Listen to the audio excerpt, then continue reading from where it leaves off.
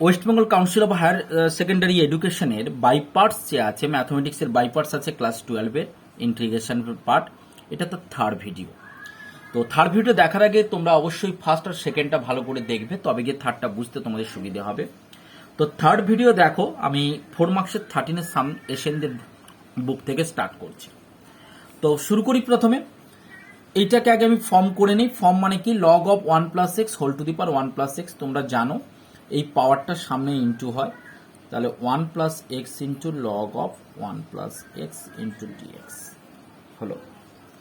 এইবার দেখো this equals to, আমরা এবারে ইউ ইন্টু ভি ধরবো। বাই পার্টসে জানো এটা লগ অবশ্যই ইউ হবে, আর এই পার্টটা অ্যালজেব্রা, এটা ভি হবে। তাহলে লগ অফ 1 + x কে রেখে দিয়ে ইন্টিগ্রেশন কি হচ্ছে না তোমাদের ভি মানে 1 + x ইন্টু ডিএক্স মাইনাস যাকে ইউ পার্ট আছে তার ডেরিভেটিভ, লগ অফ 1 + x এর ডেরিভেটিভ 1/1 + x, আর যেটা ভি পার্ট আছে এই পার্টের ইন্টিগ্রেশন, এই পার্টের ইন্টিগ্রেশন মানে কি হচ্ছে দেখো 1 + x এর whole square by 2 into dx. ঠিক আছে, এটা আমি মুখোমুখি করলাম, এটা আর ব্রেক করলাম না, তোমরাও করবে, তাতে টাইমটা সেভ হবে, অঙ্ক নির্ভুলও হবে।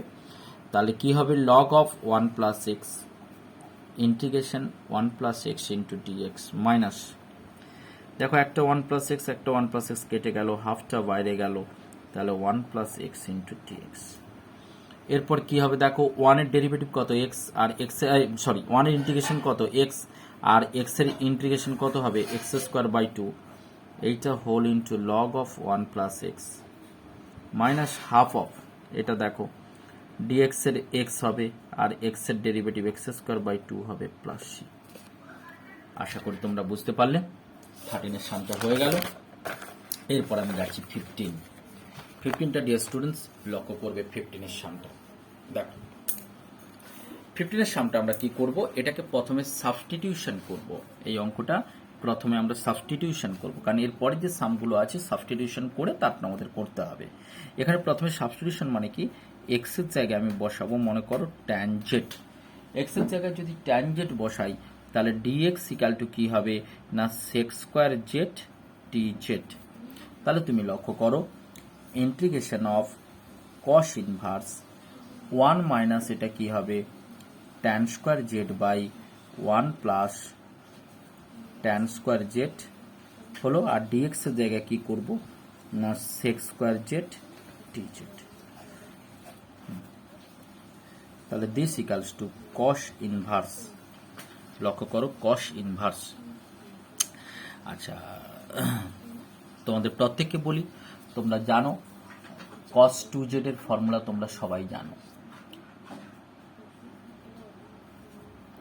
cos 2z এর ফর্মুলা কি হয়, 1 minus tan² z/1 plus tan² z। এটা মানে কত হচ্ছে, এটা মানে হচ্ছে cos অফ 2z ইন্টু এটা কত দেখো sec² z dz।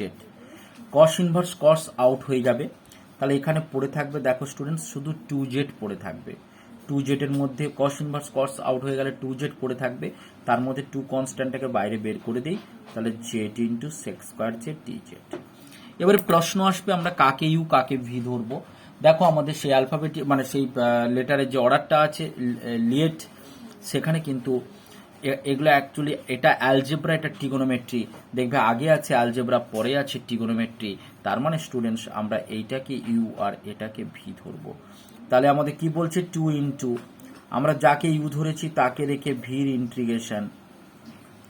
Integration minus, আমরা যাকে ইউ ধরেছি তার ডিফারেন্সিয়েশন, দেখো জেডের ডিফারেন্সিয়েশন জেডের রেসপেক্টেই হবে, কারণ এখানে তার এক্স নেই, আমি ভেরিয়েবল চেঞ্জ করে দিয়েছি, তাহলে এটা 1। আর sec² z এর ইন্টিগ্রেশন মানে ভির ইন্টিগ্রেশন কত দেখো tan z dz, বাস হয়ে গেল। তাহলে দিস ইকালস টু কি হবে 2 ইন্টু জেড, sec² z এর ইন্টিগ্রেশন হচ্ছে tan z minus tan z এর ইন্টিগ্রেশন কত হবে log of mod sin by cos মানে log of mod sec z। দাঁড়াও 1 মিনিট দাঁড়াও, হ্যাঁ log of mod sec z plus c। ঠিক আছে, এবার তুমি কি করবে রিপ্লেস করে দাও, তাহলে দিস ইকালস টু 2 ইন্টু জেডের ভ্যালু কি করে রিপ্লেস করব দেখো, আমরা এক্স ইকাল টু ধরেছি ট্যান জেড, তাহলে জেড ইকালস টু কি হবে ট্যান ইনভার্স, তাহলে জেড ইকাল আমরা কি ধরেছি এক্স ইকাল টু ধরেছি ট্যান জেড, তাহলে জেড ইকালস টু কি হবে ট্যান ইনভার্স এক্স। আরেকটা জিনিস দেখো, x equal to tan z হলে সেক জেড ইকাল টু কি হয়, আমরা জানি সেক জেড ইকালস টু মানে sec square equals to √1 plus tan square, মানে √1 প্লাস ট্যান স্কোয়ার জেড, তার মানে কি হবে √1 প্লাস এক্স স্কোয়ার। আশা করি তোমরা বুঝতে পারলে, মানে সেক স্কোয়ার মানে কি 1 প্লাস ট্যান স্কোয়ার হয় না, আমরা সেভাবে লাগালাম। এবার একটা একটা করে রিপ্লেস করো, তাহলে আমি ট্যান জেড, প্রথমে ট্যান জেডটাকে রিপ্লেস করব, ট্যান জেড ইকাল টু কি জানো এক্স, আর জেডের জায়গায় কি রিপ্লেস করব ট্যান ইনভার্স এক্স জেডের জায়গায়, minus log of sec z, sec z মানে কি পেলাম √1 প্লাস এক্স স্কোয়ার প্লাস, বাস কমপ্লিট হয়ে গেল। এরপর তুমি 17 আসো, 17-এ কি করবে দেখো, 17-এ আছে, 17-ও আমরা এরকম সাবস্টিটিউট করব। কিভাবে সাবস্টিটিউট করব না, আমরা পুট করব, কাকে পুট করব না, আমরা sine inverse x, sine inverse এক্সকে পুট করব কি জেড পুট করব। সাইন ইনভার্স এক্স যদি জেড হয় তাহলে আমরা এখানে কি করব দেখো 1/√1 minus x square into dx this equal to dz. এবারে তোমরা রিপ্লেস করে নাও, তাহলে আমি কি করব সাইন ইনভার্স এক্স যদি জেড হয়, এইখান থেকে দেখো এক্স ইকাল টু কত sine z, x equal to sine z, তাহলে এখানে দেখো এক্স এর জায়গায় আমি বসাবো কত sine z into sine inverse x এর জায়গায় জেড, আর dx/√1 মাইনাস এক্স স্কোয়ার, দেখো dx/√1 minus x square equal to dz, মানে এটা ডিজেড।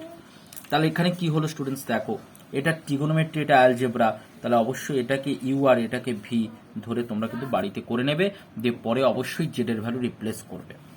এবারে আসছি সাম নাম্বার 18, দেখো স্টুডেন্টস 18 এখানে আছে e⁻x³ আর এটা আছে x⁵ আছে।